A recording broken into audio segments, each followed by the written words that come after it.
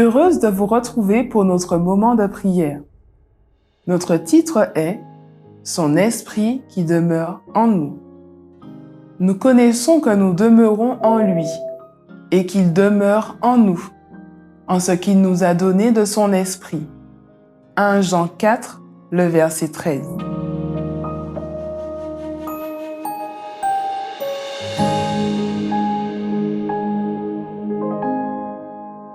Nous devons et nous pouvons savoir que le Christ demeure dans nos cœurs par la foi et que nous demeurons en Jésus par la foi. Jésus dit « Je suis le cep, vous êtes les sarments. Celui qui demeure en moi et en qui je demeure porte beaucoup de fruits. » Écoutez maintenant la conclusion de ce verset. « Car sans moi, vous ne pouvez rien faire. » À partir de là, vous pouvez voir comment notre Seigneur Jésus-Christ considère les capacités humaines non sanctifiées. Nous pouvons avoir une éducation dans les sciences. Nous pouvons avoir toutes les connaissances du monde.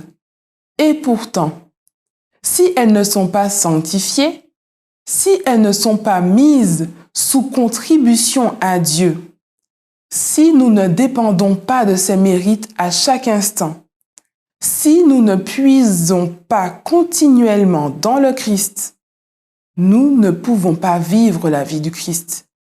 Nous ne pouvons rien faire de digne de son nom. Nous voulons entendre la voix de Jésus et inviter sa présence. Nous devons ouvrir la porte du cœur à Christ et l'inviter à entrer. Il dit « Sans moi, vous ne pouvez rien faire ». Est-ce parce que les hommes travaillent sans Christ que nous voyons tant d'efforts déployés sans accomplir le moindre bien? Est-ce parce que l'homme dépend de ses propres efforts, de sa propre puissance et pense qu'il peut faire de grandes choses de lui-même? Je sais que c'est la raison pour laquelle le Seigneur peut faire si peu pour l'homme. Il utilise les dons de Dieu comme des armes pour se détruire lui-même. Nous voulons simplement Jésus, Jésus qui s'offre à nous comme un don gratuit. Et si nous acceptons ce don de tout notre cœur, de toute notre âme, nous louerons Dieu à chaque pas.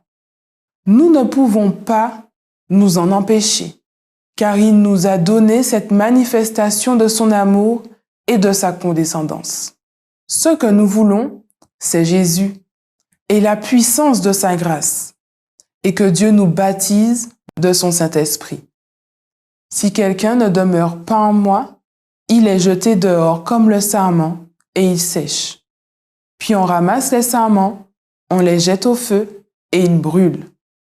Si vous demeurez en moi et que mes paroles demeurent en vous, demandez ce que vous voudrez et cela vous sera accordé.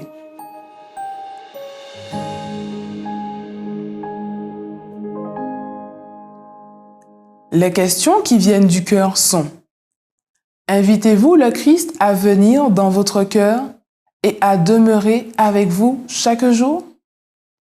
Voulez-vous Jésus et la puissance de sa grâce et être baptisé du Saint-Esprit?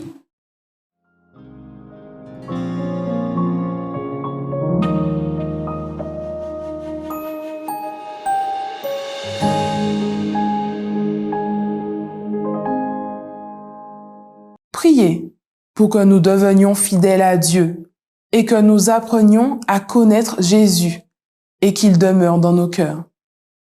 Priez pour les membres de l'Église vivant à Saint-Vincent et les Grenadines.